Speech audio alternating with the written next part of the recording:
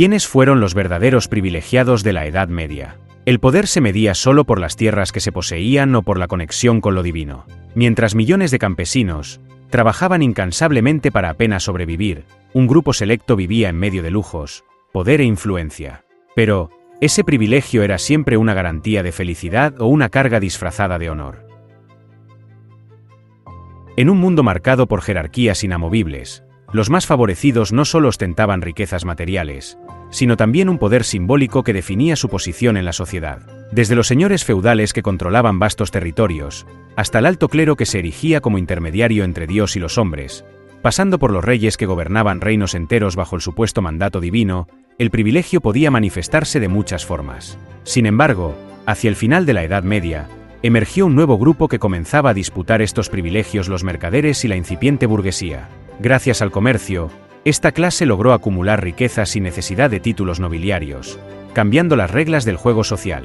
Además, habían ciertos mercenarios y otros sin tierras, que lograron hacerse un sitio entre los más favorecidos. Pero la estabilidad de cualquier posición privilegiada era siempre frágil. Guerras, intrigas políticas, tensiones sociales y expectativas culturales recordaban constantemente que el privilegio también tenía un precio. Entre los más favorecidos de la época, se encontraban personajes históricos que dejaron una profunda huella. Guillermo el Conquistador, como señor feudal y rey, acumuló poder y territorios en Inglaterra. Thomas Becket, arzobispo de Canterbury, encarnó la influencia del alto clero en los asuntos del reino, y figuras como Leonor de Aquitania, dama noble y reina consorte de Francia e Inglaterra, demostraron cómo las mujeres de la nobleza podían jugar un papel crucial en la política medieval. A ellos se sumaron mercaderes como Marco Polo, cuya riqueza y conexiones internacionales simbolizaban el ascenso de la burguesía, y Jacques Coeur, un destacado comerciante y banquero francés, que desafió los límites tradicionales del poder económico. Cada uno, a su manera, representó las cumbres y los dilemas del privilegio en la Edad Media. Los señores del feudo, dueños de la tierra y del poder.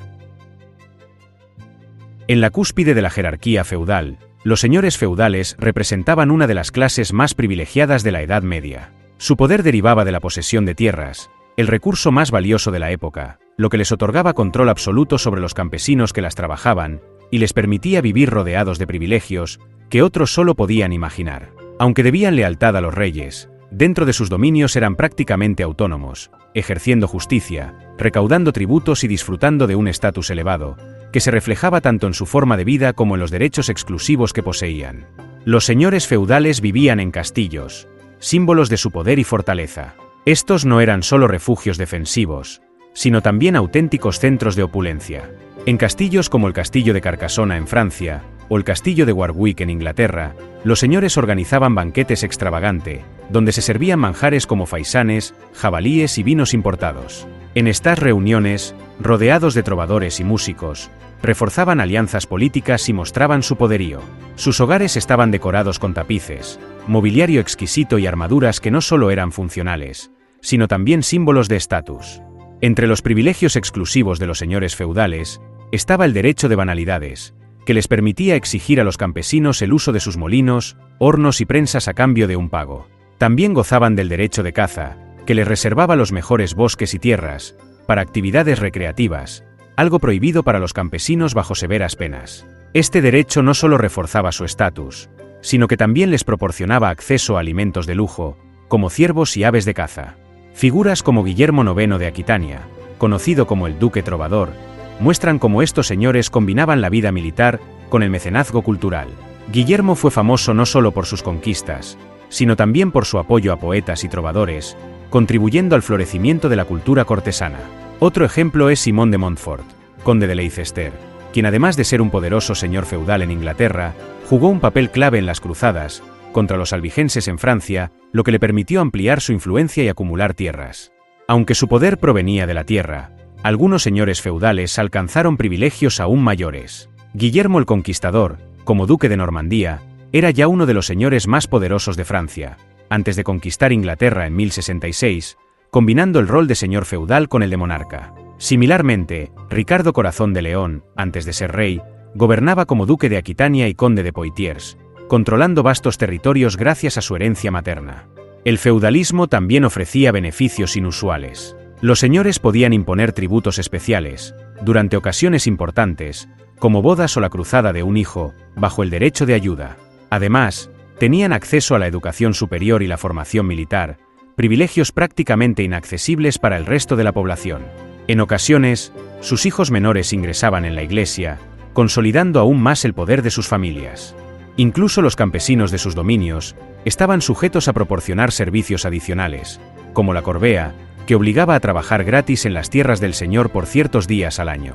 Estas contribuciones garantizaban un flujo constante de recursos, permitiendo a los señores vivir cómodamente, mientras mantenían una estructura de poder jerárquica que aseguraba su estatus.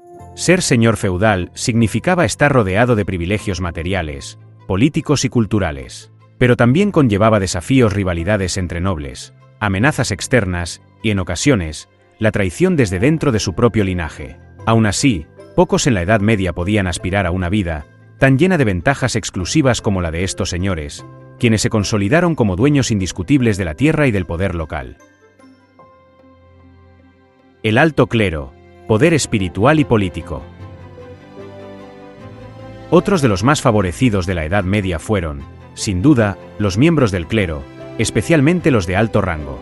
Mientras la mayoría de la población luchaba por sobrevivir, el alto clero disfrutaba de privilegios que les otorgaban una vida muy alejada de las penurias cotidianas. Los obispos, arzobispos y papas vivían rodeados de lujo, gozaban de inmunidad frente a las leyes seculares, y ocupaban posiciones que les garantizaban un estatus social elevado. Desde enormes palacios episcopales hasta banquetes fastuosos, los líderes eclesiásticos personificaban una vida de comodidad y privilegio, reservada a unos pocos. Los papas, en particular, eran los máximos beneficiarios de este sistema. El Papa Urbano II, por ejemplo, no solo dirigía espiritualmente a toda Europa, sino que contaba con un entorno de confort inigualable, vastos palacios, servidores personales, artistas y arquitectos a su disposición. El Palacio de Letrán en Roma, residencia papal durante siglos, simbolizaba este estatus privilegiado. Incluso el transporte papal era lujoso, con carruajes decorados y escoltas que garantizaban su seguridad y prestigio. Los obispos y arzobispos tampoco se quedaban atrás. Vivían en suntuosos palacios episcopales y solían ser atendidos por un séquito de sirvientes, cocineros y escribas. En ocasiones, estos líderes eclesiásticos organizaban banquetes comparables a los de la nobleza. Por ejemplo, Adalberto de Bremen, conocido por su opulento estilo de vida, celebraba fastuosas reuniones, donde nobles y clérigos compartían mesas repletas de manjares. En sus dominios, los obispos tenían derecho a los mejores productos agrícolas y ganaderos, proporcionados por los campesinos de sus tierras. Además, la Iglesia estaba exenta de muchos impuestos que otros terratenientes debían pagar. Los ingresos provenientes de los diezmos y donaciones permitían al alto clero acumular grandes riquezas sin las mismas responsabilidades fiscales que los nobles o los comerciantes. Esta ventaja económica les daba la posibilidad de disfrutar de comodidades que pocos podían imaginar. Obispos como Bernardo de Claraval, aunque conocidos por su austeridad personal, administraban territorios donde las rentas y los tributos garantizaban recursos prácticamente ilimitados para el mantenimiento de su estilo de vida. Incluso en la muerte, los clérigos disfrutaban de privilegios exclusivos. Sus tumbas y mausoleos, adornados con los mejores materiales y diseñados por los artistas más reconocidos de la época, eran símbolos de su estatus. Catedrales como Notre Dame o Santiago de Compostela reservaban lugares destacados para los restos de sus líderes, quienes descansaban en santuarios venerados por los fieles. El favoritismo hacia el alto clero también se extendía a sus relaciones con los nobles y reyes. Muchas veces, los líderes eclesiásticos eran agasajados por las cortes con regalos, tierras y privilegios adicionales, a cambio de apoyo espiritual o político. Por ejemplo, Tomás Becket, antes de su conflicto con Enrique II, recibió tierras y beneficios que le aseguraron una vida cómoda y llena de facilidades. Estos privilegios no solo aseguraban al alto clero una existencia de lujo y comodidad, sino que también reforzaban su posición como una de las élites más favorecidas de la Edad Media. En un mundo donde la mayoría vivía para subsistir, los líderes religiosos podían disfrutar de una vida que combinaba la espiritualidad con el lujo terrenal, simbolizando el apogeo del favoritismo medieval. Mercaderes y burgueses, los nuevos favorecidos. En los últimos siglos de la Edad Media, una transformación silenciosa pero poderosa comenzó a alterar el tejido social europeo. Mientras la nobleza y el clero seguían disfrutando de sus privilegios tradicionales, surgió una nueva clase privilegiada que, ajena a títulos nobiliarios o a la investidura religiosa, logró acumular riquezas y privilegios mediante el comercio, la banca y la organización gremial. Los mercaderes y la burguesía representaban una ruptura con el modelo medieval basado en la tierra, introduciendo un poder económico que rivalizaba con el político y religioso. El auge de las ciudades como centros comerciales, especialmente entre los siglos XII y XV, proporcionó el escenario perfecto para que estos nuevos favorecidos prosperaran. Las ferias medievales, como las de Champaña en Francia, se convirtieron en puntos neurálgicos del comercio, atrayendo a mercaderes de toda Europa y más allá. Estos eventos eran auténticos escaparates de riquezas y lujo, donde los mercaderes no solo exhibían sus productos, sino también su estatus creciente. A través del comercio de especias, textiles y metales preciosos, lograron acumular fortunas que les permitieron emular, e incluso superar, el estilo de vida de la nobleza. Uno de los ejemplos más emblemáticos de esta nueva clase fue Marco Polo, un mercader veneciano, cuya familia ya había acumulado riqueza a través del comercio marítimo. Marco amplió esta fortuna con sus viajes a Oriente, estableciendo conexiones con la corte del Gran Khan en China. A su regreso, no solo trajo consigo mercancías exóticas como seda y especias, sino también el prestigio y la influencia que le otorgaba su papel como puente entre dos mundos. En Francia, Jacques Coeur representa otro caso paradigmático. Este comerciante y banquero llegó a ser uno de los hombres más ricos e influyentes de su tiempo, financiando al propio rey Carlos VII. Su mansión en Bourges era una muestra ostentosa de su fortuna, decorada con lujo y simbolismo que reflejaban su posición social. Aunque finalmente cayó en desgracia, su ascenso ilustró cómo el dinero podía rivalizar con los títulos nobiliarios como fuente de poder y privilegio. Los gremios fueron otro pilar fundamental para la consolidación de la burguesía. Estas organizaciones protegían los intereses de los mercaderes y artesanos, regulando precios, calidad y condiciones laborales. Además, los gremios otorgaban a sus miembros acceso a redes de apoyo y privilegios exclusivos dentro de las ciudades. Por ejemplo, en ciudades como Florencia o Brujas, los gremios más poderosos, como los de los banqueros o los tejedores, llegaron a tener tanta influencia que controlaban los gobiernos locales. Este ascenso no estuvo exento de tensiones. La nobleza tradicional, que veía con recelo a estos ricos sin sangre azul, intentó limitar su influencia mediante impuestos y restricciones legales. Sin embargo, los mercaderes y la burguesía supieron sortear estos obstáculos al comprar tierras y títulos nobiliarios, infiltrándose lentamente en la élite medieval. Al mismo tiempo, surgieron conflictos dentro de las ciudades, donde los burgueses más ricos comenzaron a monopolizar el poder, marginando a los artesanos y trabajadores menos favorecidos. Además de su riqueza, los mercaderes y burgueses cultivaron una vida cultural y social que reflejaba su creciente importancia. Patrocinaron obras de arte, construyeron palacios urbanos y financiaron catedrales. En Florencia, los Medici, una familia de banqueros que comenzó como mercaderes, se convirtieron en mecenas de algunos de los artistas más destacados del Renacimiento, como Miguel Ángel y Leonardo da Vinci. Este tipo de inversiones no solo demostraba su riqueza, sino que también consolidaba su influencia en la sociedad. Al final de la Edad Media, los mercaderes y la burguesía habían desafiado las jerarquías tradicionales, redefiniendo el concepto de privilegio. Aunque no nacieron dentro de la nobleza ni recibieron el favor de la Iglesia, su habilidad para generar riqueza y transformar las ciudades les permitió alcanzar un estatus que rivalizaba con las élites tradicionales. En un mundo medieval, donde la tierra había sido el eje del poder durante siglos, el comercio y la banca demostraron ser el nuevo camino hacia la fortuna y la influencia. Otros privilegiados sin tierras y mercenarios. En la Edad Media hubo individuos que lograron amasar riquezas y prestigio, sin poseer extensos territorios. Los mercenarios, aventureros y figuras excepcionales, que destacaron por su habilidad militar o estratégica, representaron un grupo único de privilegiados. Estos hombres, a menudo sin títulos nobiliarios ni raíces en la propiedad, prosperaron gracias a su valentía, ingenio y capacidad para ofrecer servicios cruciales, en una era marcada por la guerra. Uno de los ejemplos más célebres es Bertrand du Guesclin, un caballero bretón que comenzó su vida en la pobreza, pero que se convirtió en uno de los más respetados comandantes del ejército francés durante la Guerra de los 100 años. Du Guesclin, conocido como el Águila Negra de Francia, lideró ejércitos mercenarios con tal habilidad que fue recompensado con títulos, riquezas y castillos, a pesar de su origen humilde. Su lealtad y éxito militar le permitieron convertirse en condestable de Francia, una de las posiciones más prestigiosas del reino. Otro caso destacado es el de Raimondo Montecuccoli, un mercenario italiano que sirvió a múltiples monarcas europeos durante el siglo XVII.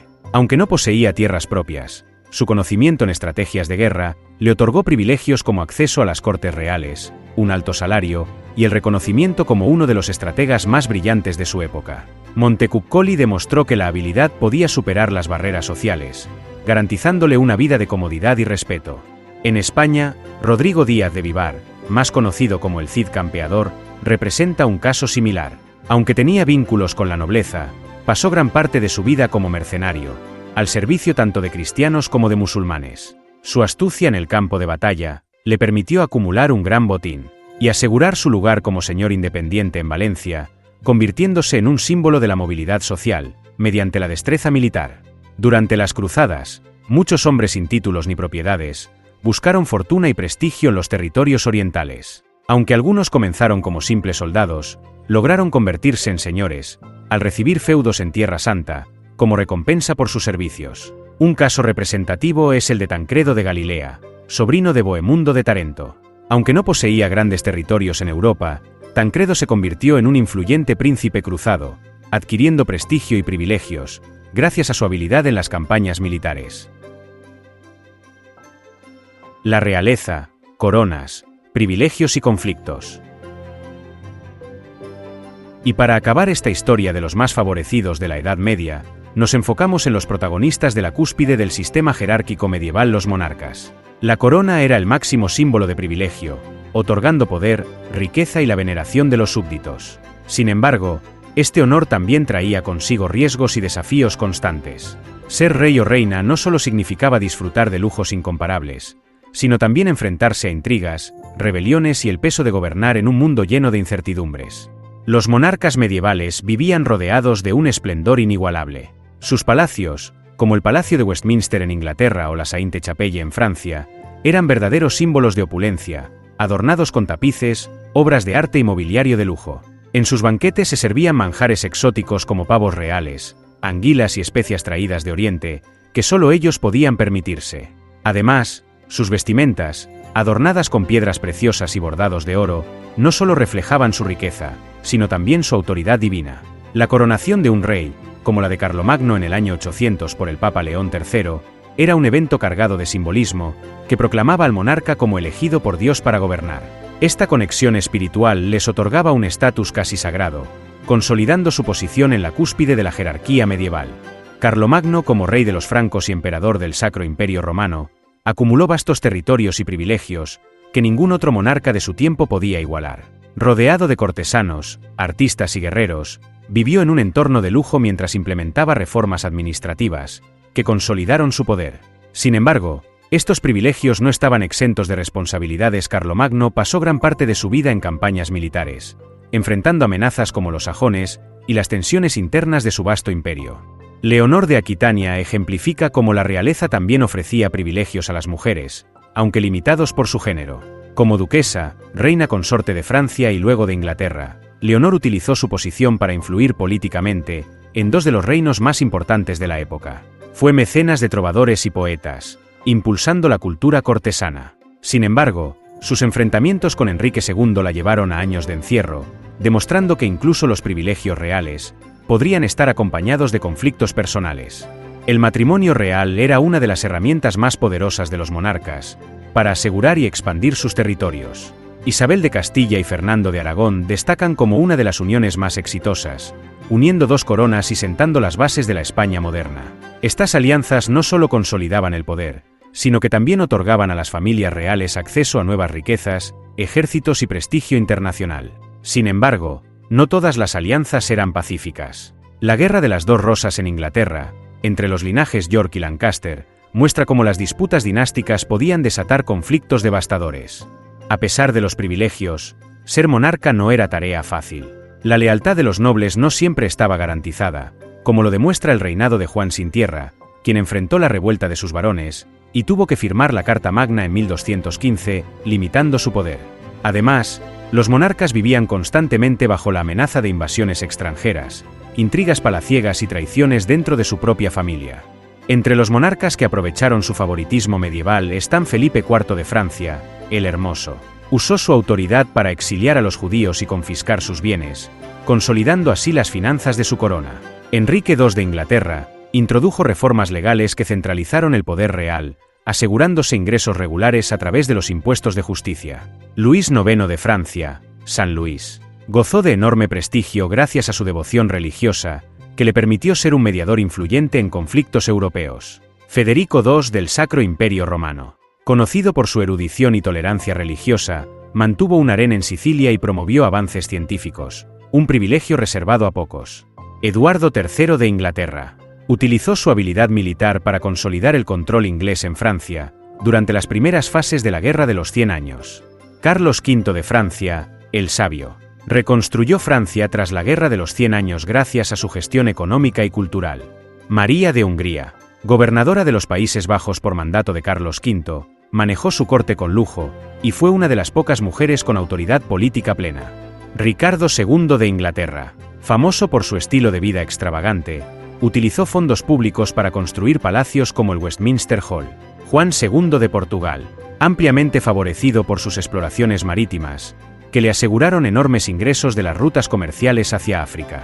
Y Matilde de Inglaterra, aunque enfrentó años de guerra civil, disfrutó de favoritismos familiares, que le aseguraron la posibilidad de reclamar el trono, en un sistema dominado por hombres. Conclusión.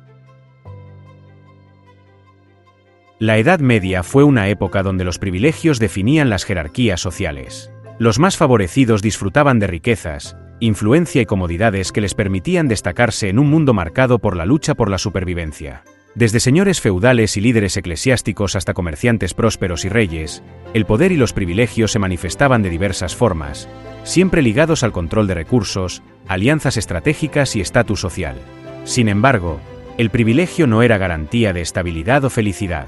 Guerras, intrigas y responsabilidades pesaban sobre quienes ocupaban estas posiciones privilegiadas. A pesar de ello, los favorecidos de la Edad Media moldearon el curso de la historia, dejando un legado de riqueza, poder y contradicciones que aún resuenan en nuestro entendimiento de aquella época.